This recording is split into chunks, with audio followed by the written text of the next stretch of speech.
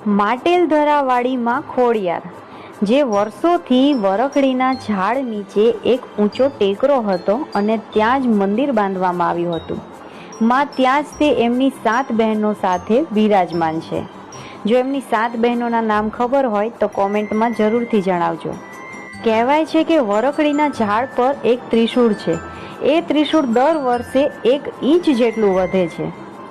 બાજુમાં પવિત્ર ધરો છે. એ ધરામાં નથડીવાળી મગર પણ છે. આજના કળયુગમાં પણ એ મગર જેનું મન પવિત્ર હોય તેને દર્શન પણ આપે છે. ખોડિયારમાંના મંદિરની સામે મેલડીમાંનું મંદિર છે.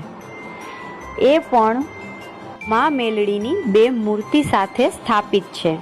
આ 2 મૂર્તિની પણ કંઈક કહાની હશે જે મને તો નથી ખબર, પણ જો તમને ખબર હોય તો મને કોમેન્ટ કરીને જરૂરથી જણાવજો અને આ વિડીયોને આગળ શેર જરૂર કરજો.